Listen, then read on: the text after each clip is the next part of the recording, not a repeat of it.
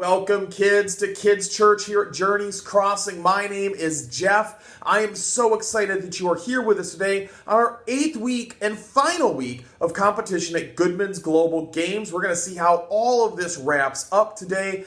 But before we do anything, we need to stop and we need to worship God by singing to Him. And there's no better way to do that than with our theme song for this series, a song called Relentless, where we celebrate and remember how God's love for us is relentless. There is nothing we can do that would make God give up on us. He loves us, and He is relentless in showing it and relentless in chasing us down because He wants to be friends of yours and mine. Let's sing Relentless.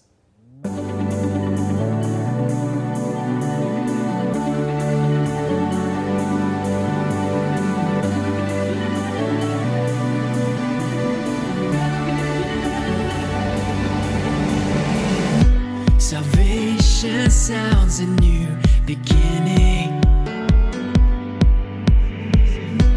as distant hearts begin believing. Redemption's bid is unrelenting. Your love goes on. Your love goes on. When the world gives way, carry us with your endless grace. Carry us.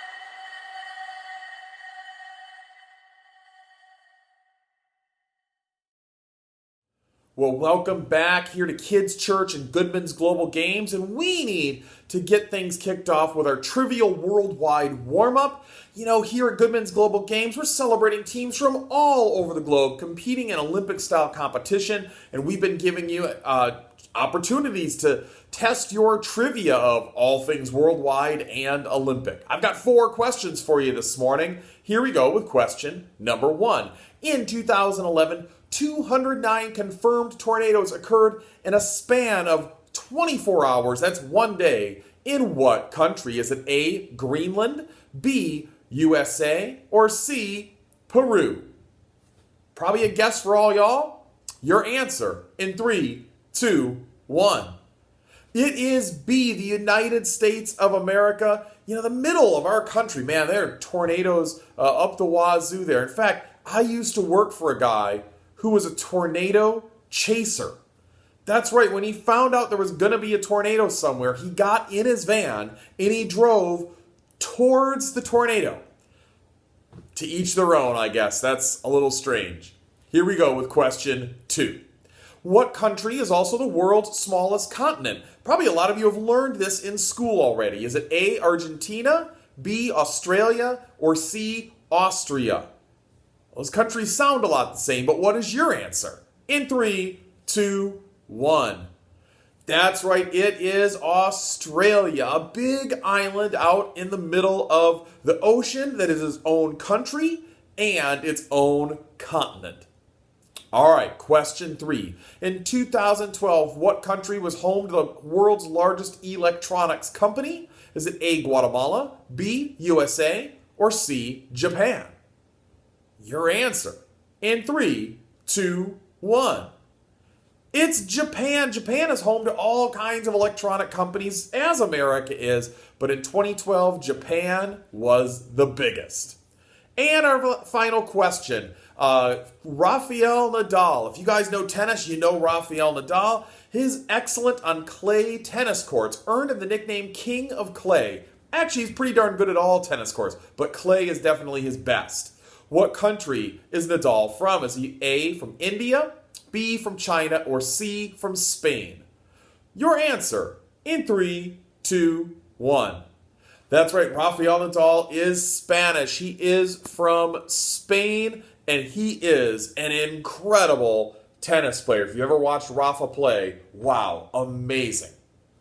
All right, well, welcome again to the final day here at Goodman's Global Games. We've had many weeks of competition and learning, but today the games come to a close. Once the athletes get through all of the events, the competition is over until the games come back a few years later. There's only one event left, but it is going to be awesome. While we're waiting for them to get kicked off, let's go ahead and stand and sing one more time one of my favorite songs, It's Not Gonna Stop with Me. Here we go. Okay.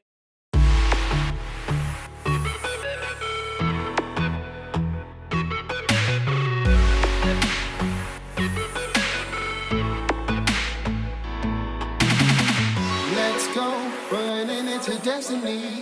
Won't stop, Jesus, you're my energy. Your love never gonna fade away.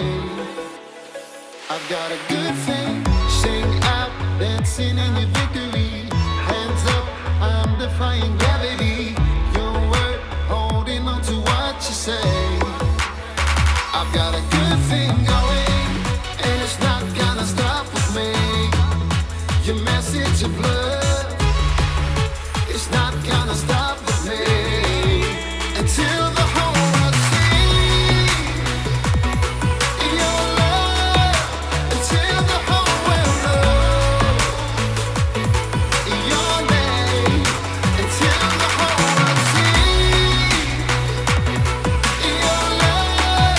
Until the whole world knows your name. Your name.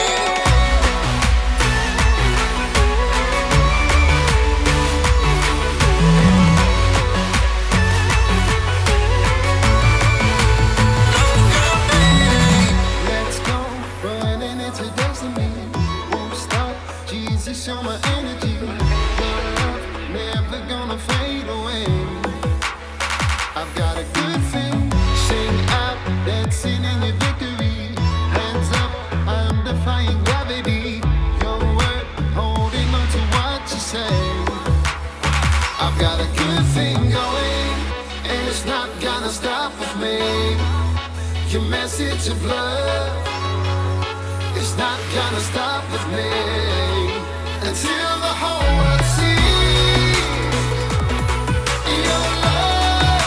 Until the whole world knows your name. Until the whole world sees your love. Until the whole world knows your name. Until the whole world sees your love. Until the whole world knows your name.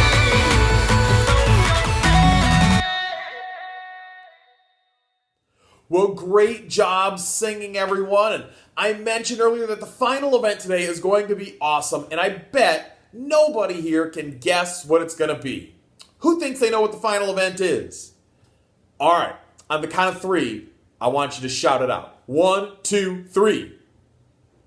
I heard lots of great guesses, but no one got it. The final event today is called the Quadrathlon.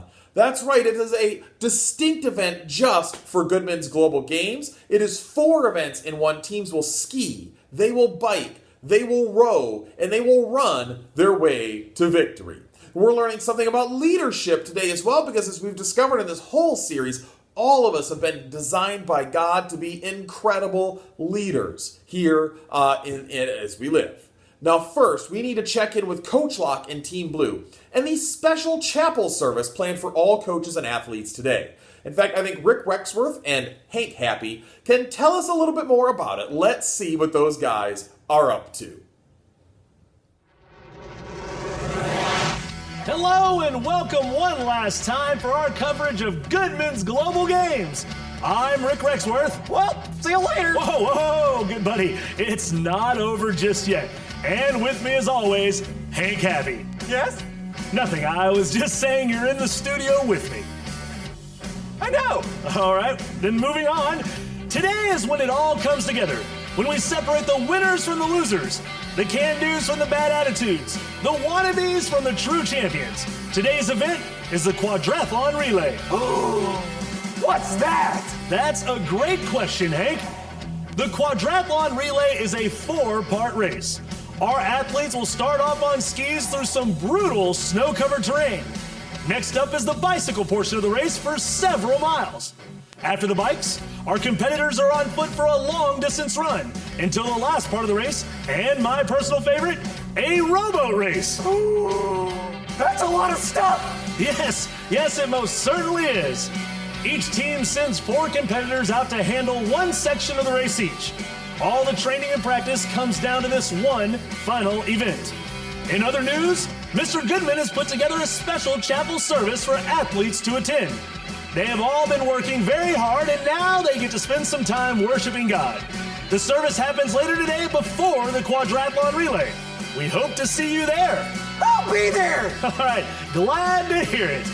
We'll see you at the chapel service, and then we'll see you sideline at game time. Okay, team, y'all get loaded up in the van. We gotta get moving. Yes, sir, Coach. I just need to grab some gear. Hand me my bag. Where did we park? Hurry up. Wow, Coach, you and Team Blue seem pretty excited to get to the chapel services today. Chapel service? We don't have time for all that. We got to get to all of our different practice sites. Practice sites? Oh, yeah, the Quadrathlon has 4 different events. You got rowing and biking and skiing and long-distance running. Yeah. In order to get my team all the practice that they need, I'm going to have to take them up north for these mountains, okay, to go skiing. All right, then we're going to go south over here to this lake, all right, for the rowing, and then west to the bike trails and running tracks. Hey, team, we got to get moving, all right? Y'all hustle up. Move it, move it, move it. Guys, you heard the coach. Let's go. I'm almost ready. Where are my shoes? Wait a minute. So you're going to skip out on the chapel service so that you can get in some more practice. Look, this chapel service is the chance for you and your team to worship God along with all the other coaches and teams. I'd say it's pretty important. Hey, I'm sure it is, okay? But practice is important, and winning is important. And if we want to win, we're going to need the practice. So if you'll excuse me. Wait a minute. What if there was a way for you to get your team the practice that they need and still have time to go to the chapel service, huh? Well, That's not possible. Have you just seen all the different places we gotta go? This is gonna take hours. Yeah, look, I have an idea, but I need you to trust me, okay? So instead of loading up in the van, I just need you to take the team out to the regular practice field, okay? The practice field. Yeah. How are they supposed to practice things like rowing or biking or skiing on the practice field? Hey, you're not making any sense, J-Man. Please just trust me, okay? You take them out to the field, I'm gonna make a couple of calls, all right? Okay, Janitor. Hey, you've been right so far. You never steered me wrong, so I'm gonna trust you on this one. Okay. Hey, even though it sounds a little crazy, you know? All right. Even though it sounds like, kind of strange, like it's kind of a weird thing that you would say that. Okay. Okay, I'm gonna go tell the team right now. Okay. Hey, team, listen up. Y'all head out to that practice field. Let's go. Hustle, hustle, hustle. Let's go, Coach. Let's go. I still can't find my shoes. Hello again, I'm AJ Jackson, on the field reporter for Goodman's Global Games. I'm here at the Team Blue practice field where there appears to be some pretty serious equipment set up. How this is supposed to help them prepare for the quadrathlon, I'm not sure. And here comes Team Blue. They're all gathering around the first machine. Ah, it's a cross-country skiing machine. She's practicing skiing through the first section of the quadrathlon, and her teammates are using ice and a fan to blow cold air on her to simulate the snowy conditions of the race. Brilliant. They're changing now to the stationary bike. The cyclist is pedaling like mad through what would be the second part of the quadrathlon, and his teammates are using signs to simulate a cheering crowd, and they are even shaking the bike so he'll be ready for bumpy road conditions. Next, they move to the treadmill where the team's long-distance runner is up and running. The teammates are blowing dust at her to simulate the dusty roads of the race. And what's this? Oh no! She's being chased by an imaginary dog. Phew, looks like she got away. Last up is a rowing machine. The Team Blue rower is off to a great start. Whoa, it looks like the seas are getting rough. Teammates are shaking the boat and splashing the rower with water. But it looks like he's going to power through. He made it! And by crossing the finish line, Team Blue has completed their practice for today's quadrathlon in record time.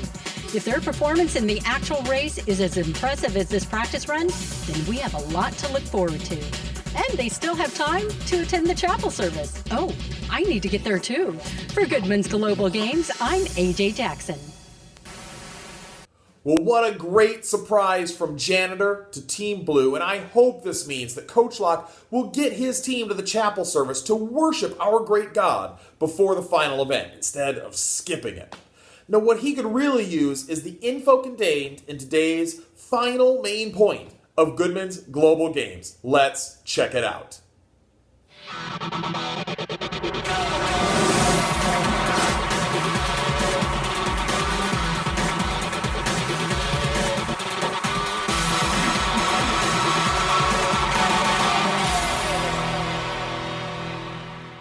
I will lead others to worship God.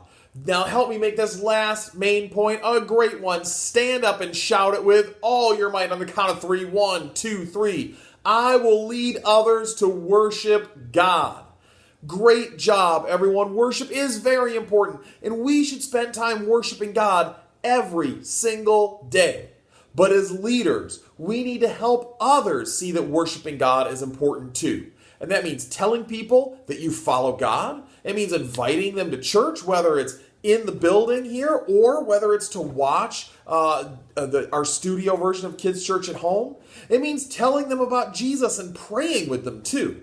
If you lead people to worship God, then they will understand how important it is and even encourage others to worship God as well. And there is a great story about a man in the Bible who spent his entire life leading others to worship God. His name was Samuel, and his story can be found in the book of 1 Samuel in the Old Testament of our Bible. But before we hear about Samuel, it's time to check in with our friends one last time. Nikki Truman, Johnny Timms, and Tony Playton in the studio for some pregame coverage and a leadership tip.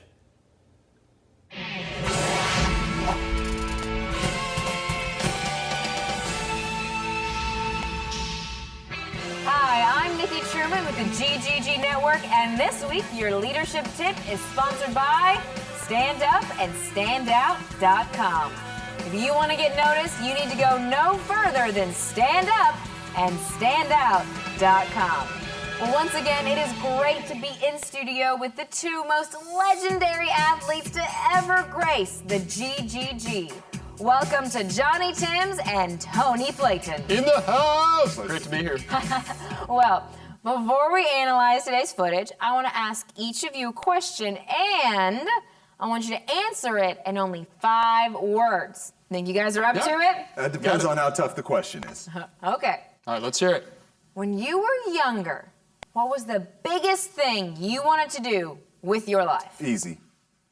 Be the best in football. Nice. Wait a second, that was 6 words. Well, no, the word easy, that's not part of my answer. That shouldn't count. That doesn't count. Okay. Johnny, how about you? Be the best athlete ever. Interesting. Well, now that we have your answers, I think it's time for us to go ahead and analyze our Bible lesson footage, because I think you guys will notice that there's some pretty interesting things in there. Well, throughout Goodman's Global Games, we walked through this period of the history of Israel called the period of the Judges. And we walked through a book called Judges. Last week, we saw one of our second to last judge, a guy named Eli, was in the book of 1 Samuel. And we're going to finish that period of the Judges today with a judge named Samuel in 1 Samuel. So, what is 1 Samuel all about? Let's find out.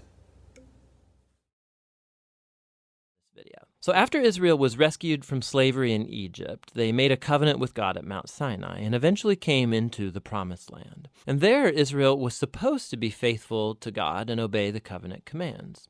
Before the book of Samuel, Judges showed how Israel failed at that task big time. It was a period of moral chaos, and it showed Israel's need for wise, faithful leaders. The book of Samuel provides an answer to that need. The book of Samuel's story focuses on 3 main characters. The prophet Samuel, where the book gets its name, and then King Saul, and after that, King David. And all 3 of them transitioned Israel from a group of tribes ruled by judges into a unified kingdom ruled by King David in Jerusalem.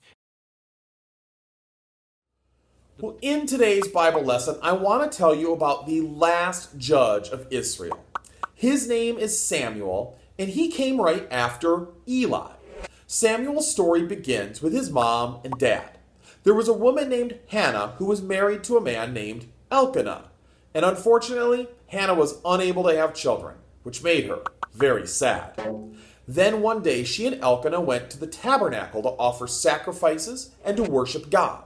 And while they were there, Hannah began to cry while she was praying. And as she cried, she told God that if he would give her a son, then she would give her son back to him and that he would be God's for his entire lifetime. And as she was praying, Eli the priest came up to her. And when she told him what she was praying for, he said to her, "Go in peace. May the God of Israel grant the request you have asked of him." When Hannah heard that, she was very happy. And sure enough, she soon became pregnant and she gave birth to a son. She named him Samuel, which means God was heard. 3 years after Samuel was born, Hannah brought Samuel to the tabernacle and she took him to Eli. She said to him, "Sir, do you remember me? I am the woman who stood here several years ago praying to the Lord. I asked the Lord to give me this boy, and he has granted my request. Now I am giving him to the Lord, and he will belong to the Lord his whole life." And that is exactly what she did. Samuel stayed at the tabernacle and grew up there, serving God. And unlike Eli's sons, who we heard about last week, named Phinehas and Hophni, who did evil in God's sight, Samuel honored God. This is what the Bible has to say about Samuel. As Samuel grew up, the Lord was with him, and everything Samuel said proved to be reliable. And all Israel, from Dan in the north to Beersheba in the south, knew that Samuel was confirmed as a prophet of the Lord. Well, when Samuel was older, after Eli and his sons had died, the people of Israel were sad. The Ark of the Covenant, this special box that contained the 10 Commandments, was a symbol of God's relationship with Israel. It had been captured by the Philistines, and all of the people thought that God had abandoned them. But Samuel knew if the people of Israel would return to God and begin worshiping him again, and only him again, instead of the false gods of the Philistines, God would rescue them. So he went to the people and told them if they wanted to be delivered, they needed to turn back to God wholeheartedly and destroy all their idols. And guess what? The people actually did it. Now, when the Philistines heard all of the people were gathering in a place called Mizpah and were confessing their sins to the Lord and making Samuel their judge, they raised up an army to attack them. And as Samuel was offering a sacrifice to God, the Philistine army showed up. Well, as you can imagine, the Israelites were very afraid. But God spoke with a mighty voice of thunder from heaven. And when he did, the Philistines were thrown into a panic, and the Israelites were able to defeat them. And after this miraculous move of God, Samuel placed a large stone at Mizpah, and he named it Ebenezer, which means the stone of help. For indeed, God had come through and helped Israel when they had turned back to him. Samuel, from that point on, continued as Israel's judge until Saul became the first king. In fact, through Samuel's leadership, God appointed Israel's first two kings, Saul and then the famous guy, King David. Saul's whole life was spent pointing the people of Israel towards God.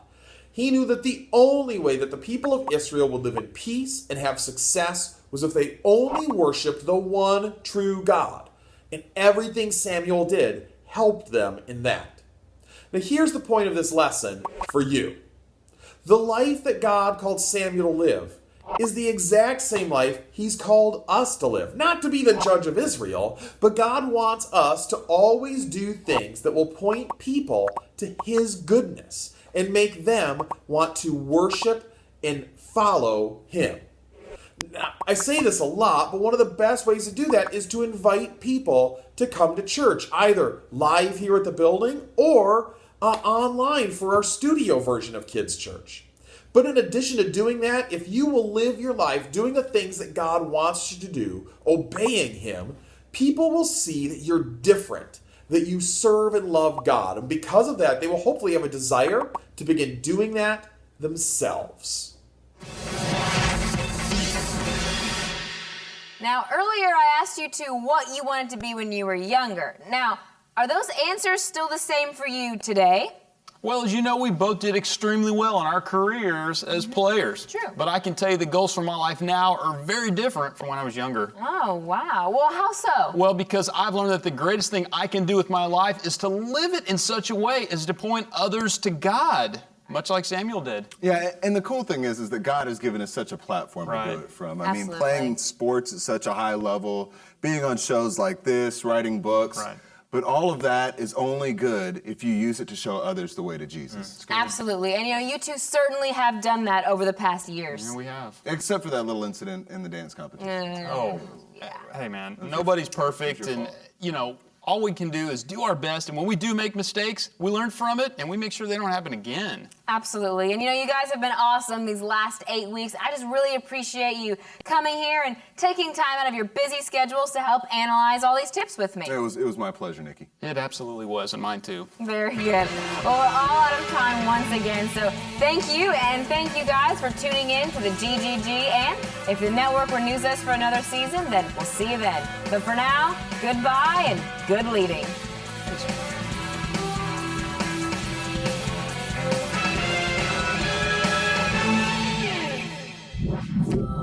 Yeah, man. Even in the face of an enemy army attacking, Samuel still led the people to worship God. He knew that worshiping God was the most important thing. And I love that because Samuel put God first and encouraged the people to do the same. God rescued them from the enemy army. Now, that doesn't mean that if we worship God, we'll never, ever, ever have any problems. But it does mean that, like Samuel, we should put God first through worship and lead others to do the same. And if we do, things will go better for us and the people that we help. Now, it is time to check in again with Coach Locke. Let's see if he's going to get the team to that special chapel and spend some time worshiping God with his team before the final event, or if he's going to follow through with his plan to skip it. Find out with me. Here we go.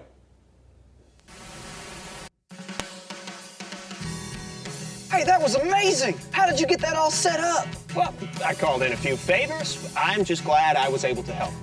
Hey, don't you need to get the team over to the chapel service? Oh, that's actually why I came back here. I wanted to see if you needed a ride over there. Oh, yeah, that would be great. Thanks, Coach. Hey, no problem. Hey, maybe afterwards we can watch Team Blue compete in the quadrathlon. I would love that. Thank you.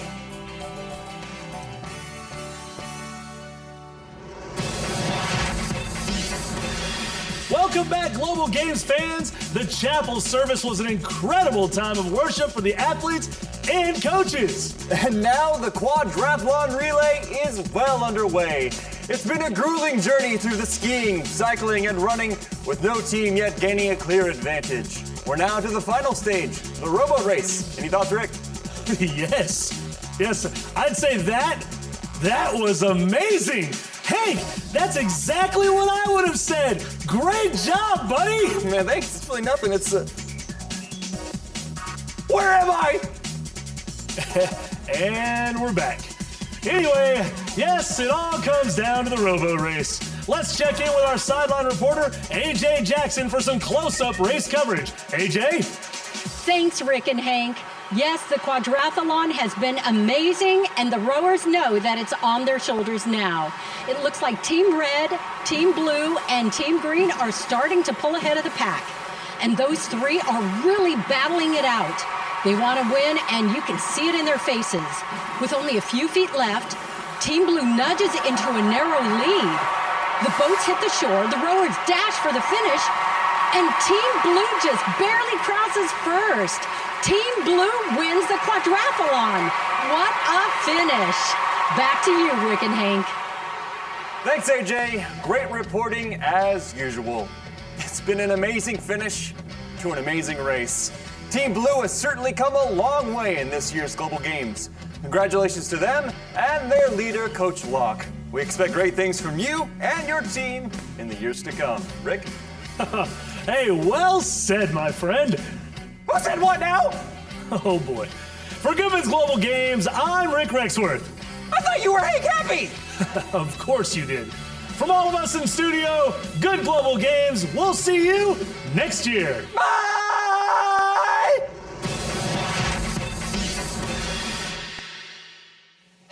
Congratulations, Coach. Hey, thanks, Janitor, but I couldn't have done it without all of your help setting up that practice field. You know, we had enough time to practice and still worship God at the worship service. Hey, it really helped us to focus on what was most important, and that's God. And that's definitely time well spent. I'm glad to hear it. You know, worship is very important, and I didn't want you or your team to miss out on any of it. It reminds me of the story of Samuel, the prophet, and how he kept reminding the Israelite people that worshiping God was more important than anything else that was going on. In fact, he spent his whole life leading the Israelites to worship. Worship was important then, and it's important today. Hey, now that I think about it, you've been teaching me a lot about the Bible and how to lead a team. How is it that you know so much about those things? Well, I do more than just clean up the place. I'm actually the man who created Goodman's Global Games many years ago. Oh, no, you're not. Everybody knows that Goodman's Global Games is created by Mr. Goodman of Mr. Goodman's Good Stuff. Nice try, buddy. Hello, I'm Mr. Goodman of Goodman's Good Stuff. Pleased to meet you. But that would mean that... Yep, it was me the whole time. I founded these games to help people from all over the world come together and bring out the best in each other through competition. I walk around cleaning up the place because, well, it helps me to relax. Oh, this is amazing, sir. Hey, it would be my honor after such an amazing victory by Team Blue if you would dump a cooler on my noggin. Would you do the honor, sir, please? I don't please, think so. Please. Okay. Okay. All right, here we go.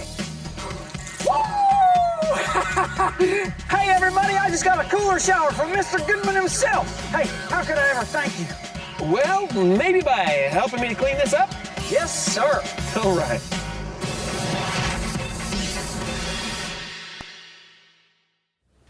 Who here knew that the janitor was Mr. Goodman the whole time? Not me. It surprised me just like the rest of you. I love surprise endings, and I love that he's been guiding Coach Locke this whole time, even pull some strings to help him get his team to the chapel service.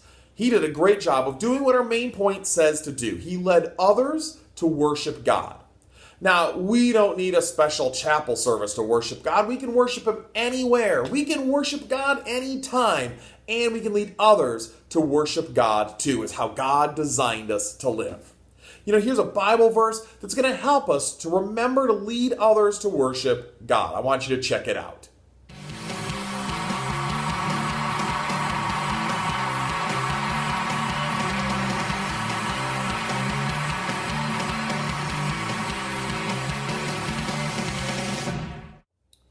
Well, this is a verse that I've encouraged you to remember before. It comes from the Gospel of Matthew, the first book of the New Testament. These are the words of Jesus that he said before he went back to heaven after he died and rose again and then came back to appear to his disciples. He gives them these instructions. We call it the Great Commission. It means the great instruction giving. Here it is. Therefore, go and make disciples of all the nations, baptizing them in the name of the Father and the Son and the Holy Spirit. Teach these new disciples to obey all the commands that I've given you. And be sure of this, I am with you always, even to the end of the age.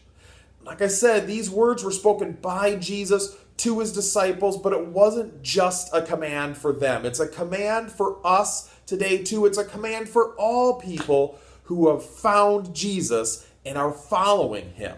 It is our job to tell the rest of the world about God and his son Jesus. And in doing so, we will lead them to worship God. Well, it has been a fantastic day. It has been a whole fantastic season here at Goodman's Global Games. But we're not done yet. It's time for our final Goodman's Challenging Cool Down Challenge review. You know how it works. I've got 6 questions for you. In between each question, there's going to be 30 seconds. It's our last day today, so you get to pick what exercise you're going to do. It could be the same exercise all 6 times. You could choose 6 different ones. Make it up yourself. Have fun with it.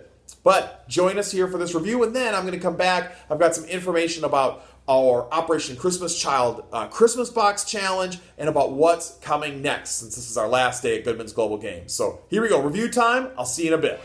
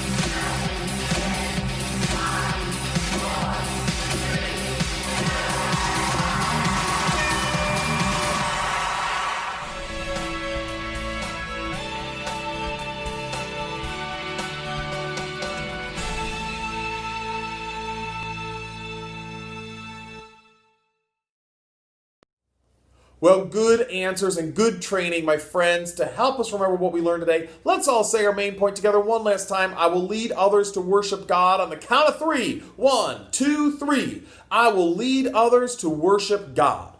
You know, I had a lot of fun with all of you here at Goodman's Global Games. And even though the games are finished and we'll be starting something brand new next week, I can't wait to see you. Now, 2 things that I've got to share with you. Actually, 3 things that I've got to share with you. First of all, I want to make sure that you are invited next Sunday to join us live here at the building. We're doing live kids church here at the building at 11:15 on Sunday. We're limited to 24 kids in the spot. We've been getting pretty close to that. Make sure that you register at ilovethischurch.com/events if you're going to come. If not, our studio version of Kids Church is always available every Sunday at 9 o'clock in the morning, starting at 9 o'clock in the morning, and then on demand anytime after that. Whether it is digital or physical, make sure you join us next Sunday, because here's thing number 2, we're starting something new next Sunday. It is Professor Playtime's Christmas Shop of Wonders. Now, if you're saying, hey, that sounds familiar, didn't we visit Professor Playtime's Christmas Shop of Wonders a few years ago? The answer is yes, but we only visited his shop 4 times, and I've got 4 other experiences with Professor Playtime, so it's not the same. You'll see Professor Playtime and all the wacky stuff in his shop again, but these are new lessons about Christmas. I can't believe it's time to start talking about Christmas already. How about you? Can you believe it? Wow, so strange. So join us next week, first day of a new series, Professor Playtime's Christmas Shop of Wonders, and finally our Christmas Box Challenge. I challenge you guys to come up with 60 boxes for Operation Christmas Child's worldwide outreach. They give these boxes to kids all over the world who need a little bit of help at Christmas. And my promise was I would get a glitter beard for one of our Christmas lessons. You guys provided 40 boxes. You guys did great, but it wasn't quite 60, but it's still great. I'm so proud of you guys for pitching in and helping kids all over the world. These are the kind of things that Jesus wants us to be doing, caring for others who are in need. Now, you didn't get to 60, so I can't, in good conscience, give you the glitter beard. But I will give you the next best thing. Coming to my house this week from the wonderful Amazon man is a combination of beard ornaments. I've got Christmas balls. I've got jingle bells. I've got lights for my beard. They're all going to be in there, and I'm going to do that on December 19th. That's right, December 19th, which will be our final Christmas lesson. You'll either watch the digital version online, or you'll be here live, but I'll do it for both of them. I'll have these beard ornaments in my head. So, man, I can't wait. It's going to be so much fun. I'm going to look absolutely ridiculous, but it's not glitter, so I've got to look on the bright side of it. Thank you guys for joining in with our Christmas Box Challenge and helping to care for kids all over the world. Well, until I see you again, whether it's here online or whether it's in person at the building, I want to let you know I miss you, I love you, and I can't wait to see you again soon. Bye-bye, everybody.